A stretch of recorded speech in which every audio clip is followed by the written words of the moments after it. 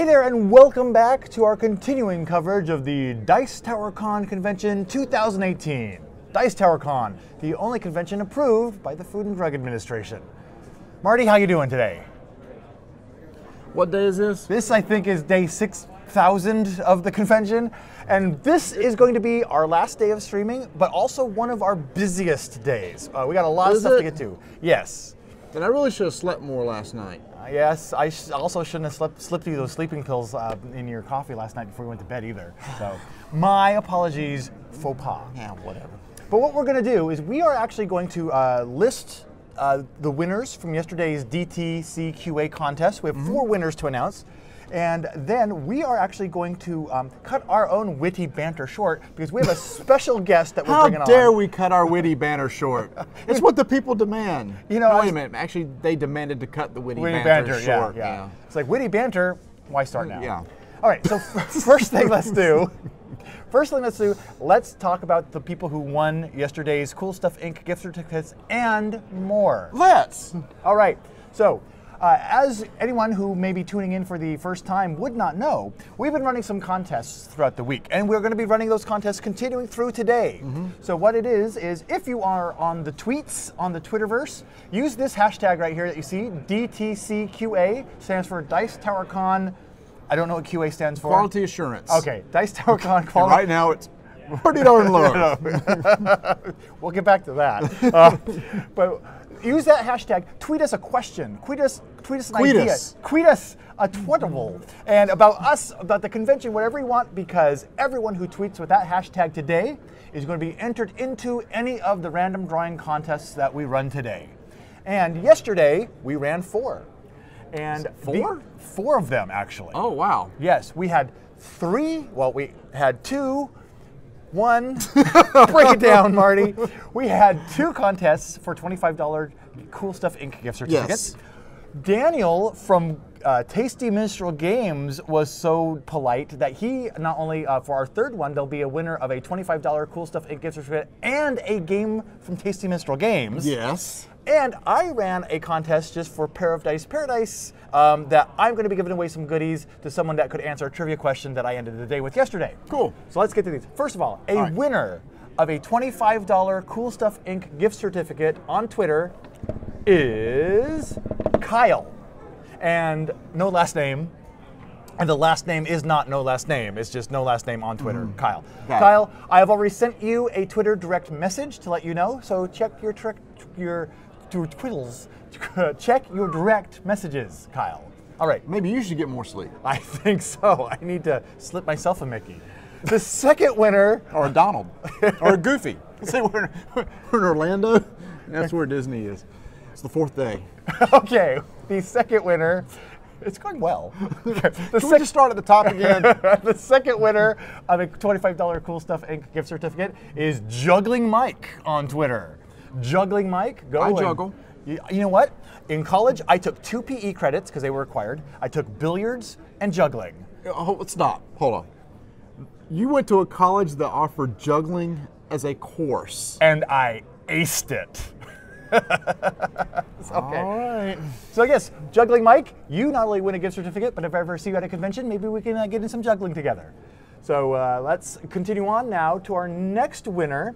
This is the winner not only of a $25 Cool Stuff Inc. gift certificate, but also the game that Daniel from GMT is going to be sending out. GMT? TMG. This 3 letters. There's a GMT? Yes. Actually, there is. And there's a TMG. Yes. This was the TMG. I sent you a Quiddle direct message. Is there an MTG? There is. Magic the Gathering. Boom! That just happened. It's magic on day 4 of the live stream from the can I get you a coffee? I need something. All right. Meeple Watcher on Twitter, you are the winner of both the Cool Stuff Inc. $25 gift certificate and the extra game that Daniel's going to be sending out. Excellent. Yes. And finally, this one's important too. Oh, is it? So I sent out a trivia questions yesterday, and I got very quickly a correct response to it and a couple others, and so I put them in a big hat and I pulled it out. I want you to know that Larissa... Whoa. What was this hat? The hat? I didn't see a hat. We're rooming together. I saw no large hat. You're making this up. He's not telling the truth. He doesn't have a large hat. It's a metaphorical hat, figurative hat. not a literal hat. Oh, don't be saying stuff that ain't true. I pulled a winning name out of a name storage device. This is true journalism, and you're misleading the people. Okay. Well, I'm not misleading Larissa B, because Larissa B is the winner. And what Larissa's going to get is I'm going to send her a little care package of like the Team Vest playmat, a neoprene playmat I made a couple years, a couple of the Pair of Dice Paradise commemorative coins, which patch are really stuff. Nice. Yes, those yeah, coins are super they are. nice. They're heavy. They're gold plated and stuff. Yep, great. So I'm going to send Larissa B a little care package. However, Larissa B, if you are watching, I tried sending you a Twitter direct message. I also tried a Quiddle direct message. Twitter does that sometimes. Your account's set up a certain way. You can't send someone a direct message unless they give you permission or something. So Larissa, find Dice Paradise on Twitter. Send me a direct message to get the little direct message communication going. And that way I believe I can respond back, and I'll get your information, and I'll get you a pair of Dice Paradise. So what we're hoping that one of the 3 people watching right now is Larissa. Yep, that's exactly what I am hoping. All right, so it's not my mom that's watching, nor the dog. Oh, your mom stopped watching a long time ago. Oh, you're probably right. You know who else is going to stop watching at this point?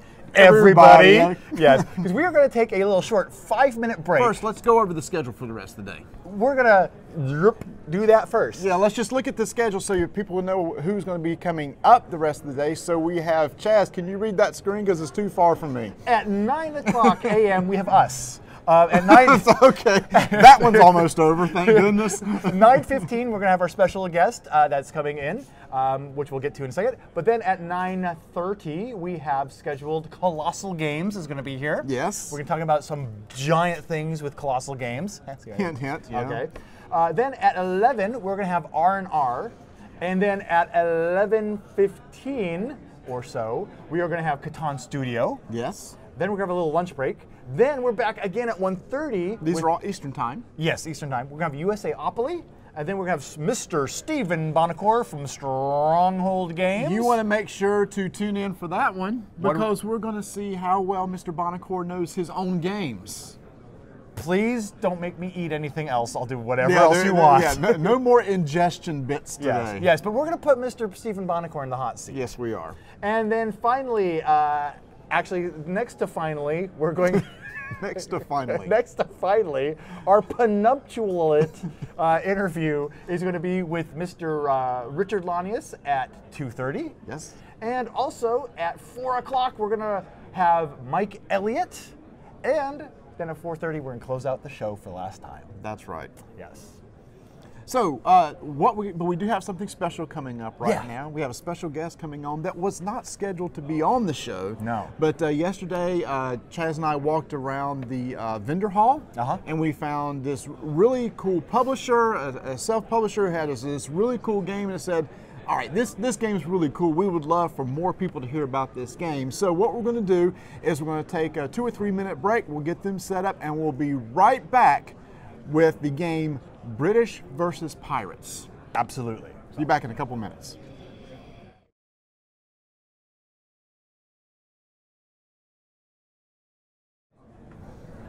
And we are back with Apollo from Exocrate Games, and this is the gentleman along with his wife who we ran across in the vendor hall yesterday at Dice Tower Con when Chaz and I were walking around, and then we saw this beautiful display of a game sitting out on the table. And Chaz, I don't know about you, but I'm really into like naval battle stuff and historical naval battles. And this is a game that's like, oh, wait a minute. There's little ships, it's pirates, there's the British Armada, there's the Spanish, and they're out there basically doing naval battles. And I was like, this is really cool, but Apollo, I know they're talking to you that lots of times these types of games are very in-depth, they're very crunchy, they can take forever, but you wanted to design a miniature naval battle game that was maybe played in only like 60 minutes that was able to get into, but still had enough meat to where it was still a tactical and strategical game. Absolutely. First of all, thanks for having us. It's so cool because we're the small fish in the sea, and yeah, they spotted us. Really helpful guys.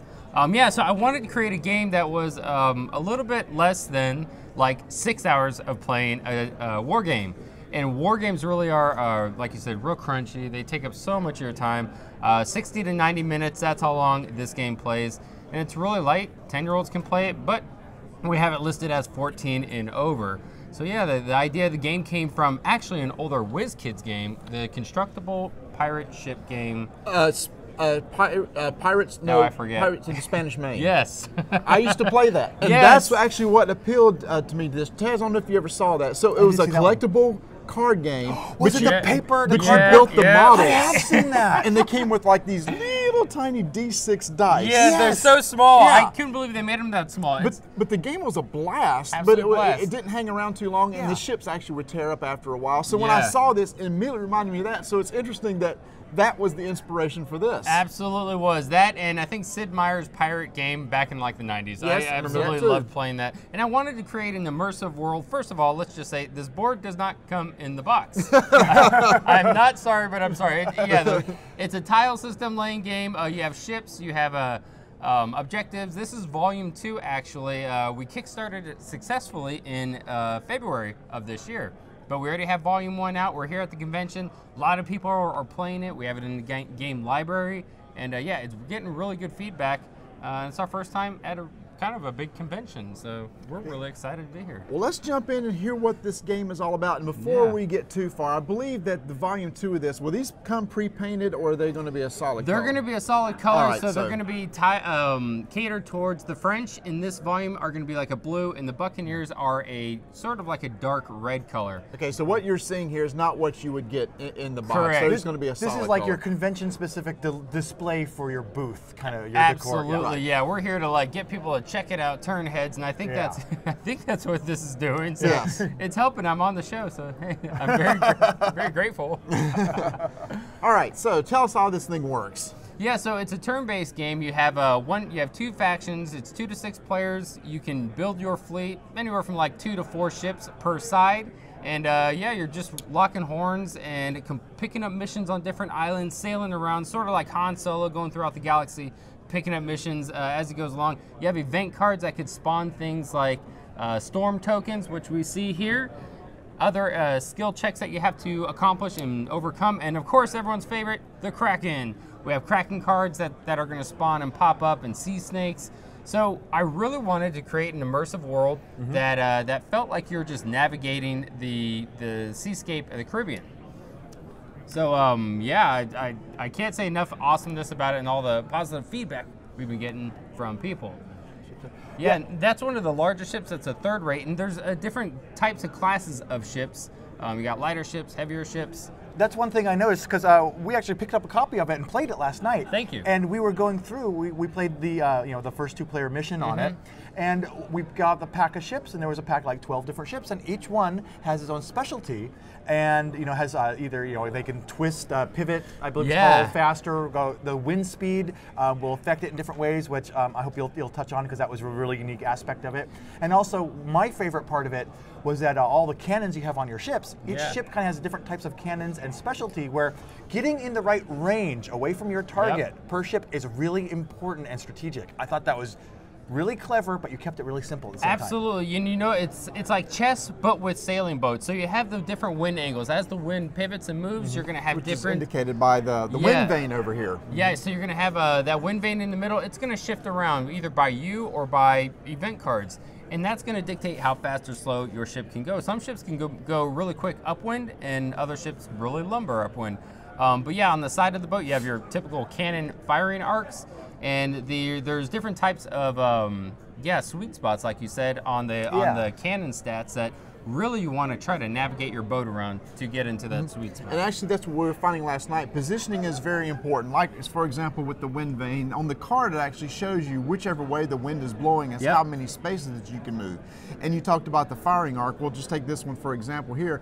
The cannons are on the side, so you can't shoot out the front or out the back. Instead, you shoot out the sides, and it's a cone that comes out here. So if there's any ships, for example, within this cone, then they would be able to reach it. So with that in mind, let's go over, maybe you tell us how this works on the card and what we're looking at as far as how damage is dealt and how you deal damage. Yeah, so whenever you are taking damage, you're going to take it on this sort of grid that is the D6, and the D6 just represent your hit points. As you receive damage, you're going to rotate those D6 down, and it's sort of like a progressive system. The more damage you take on those sides, the the easier it is someone to deal damage the next time. We were playing that last night. It's like as you're getting hit, your ship's lumbering by. You're trying to get out of there, but you're just, you're a sitting duck almost. Absolutely, and you're constantly trying to pivot and rotate the boat around to sort of spread out the love of the damage, and then just trying to stay alive as much as you can. And under each damage spot, you have these little tiny penalties. For instance, if the front of your boat gets blown off, you're going to go real slow. Or the sides, you lose your cannons. Ultimately, you're trying to protect that center dice and not sink to the crushing depths. That's right. So the thing is if this ever rotates down below to the zero, basically that ship is sunk. And so, for example, when this is gone, and you've lost, say, cannons from this side. What we found out last night, Chaz and I are like, crap, we really need to get this guy pivoted around. Bring it around. So we can take damage on this side and not directly to the center. So all of a sudden, there's the very tactical part of the game. And you have these cards that you can play that you draw at the beginning of your turn, and they give you an extra pivot so that you can pivot real quick or hopefully move on, because there's different ranges. So you can shoot like 1, 2, 3, or 4 spaces. Chaz was playing the British last night, and he was really good at lobbing 3 cannons with a 3 accuracy. Yeah, backing up a little bit and shooting long range. So he would take these 3 D12 and roll those and add the accuracy to each one of those to try to exceed the value of the die plus the bonus on the side. Yes. And if he did, you took damage. But I was playing the Pirates, and they wanted to get right up against you because scrappy and everything. Because they did most of their damage with the short space, and they were good at grappling. And grappling means I want to come aboard your ship. Yes. And raid that thing. Yeah, you're gonna get right next to him. You're gonna throw those hooks over the side, and then there's penalties and rewards for doing, successfully winning a boarding attack. Yep. So yeah, there's more than just shooting cannons. We wanted to implement grappling and boarding because that's very piratey. Yes. Another cool aspect I liked of it too is you have crew morale. Yes. Oh, Now yes. we talked about these cards that are over there. The skill cards right here. Yeah, yep. right. So there's basically there's a cost, and that's the crew morale, which is represented on the captain card. Yep. So then if you want to play this card, you rotate this down Like 2. this one costs 2. Yes, it does. And then you can take that effect.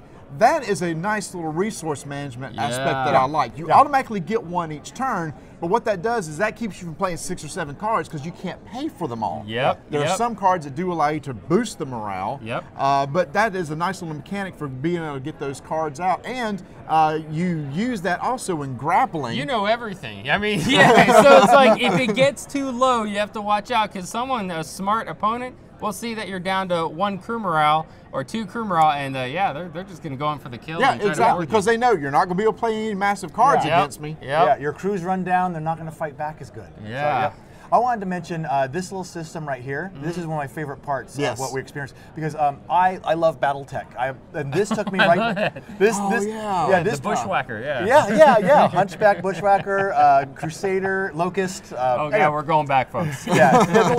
This took me right back to the summer 6th grade because the outer armor. The outer armor. He was having flashbacks yesterday. He was penciling it in on the little thing. He was drinking a juice box. It's true. Anyway, gentlemen, but yeah, with the outer armor and then the inner structure that you get into, it reminded me of a really streamlined, accessible variant on that BattleTech armor system. And it was like, oh, cool! It's so neat to see that implemented in this way. That's probably like partly where it came from. I wanted like a damage module system, and that certainly is an influence, no doubt. Yeah. But what's cool is Chaz and I played the first 2-player game, which was just Annihilation, and I've played a lot of miniature games, and to me, one of the most boring things is just go try to wipe out the other enemy because you just rush to the middle and just start fighting. But what you've implemented is missions into this game so that it's not just that. It may be a pickup and delivery where you go pick up cargo and transport it. So you have all these other types of missions and mechanics inside. So it's not just rush out and try to kill the other guy. It's just maybe trying to avoid the other person. Yes, and actually in Volume 2, we definitely run with that idea with this whole mission card system. You pick up mission cards, you have different objectives, incentives to go around to different islands. So yeah, I really wanted to bring this world to life, and I don't know. I think we're on it. I think we're doing something right. I think so too. Yeah. So let's talk about the what we have out here right now. You have the Volume 1. Was that Volume? Yeah, this is Volume 2. Volume 2. So, but Volume 1 is available right now. Absolutely, yeah. So we have Volume 1 available at the convention. Now, if you're not here, you should probably hate yourself. I'm kidding. But But yeah, we have. I'm here and I hate myself. This is like a gamer's dream. I mean, this whole hall. Last night, I poked my head in, and there was actually like people still playing games. We were here at 11:30 last night, and there was one table open. Oh wow! Yeah, people are loving it here. But yeah, this is Volume 2. Volume 1's available here, but also pre-order online because it is kind of popular. We need to do a reprint of Volume 1. So fantastic. Yeah, I know. I guess that's a good thing whenever you're having people want to do more, and you got to reprint it. So.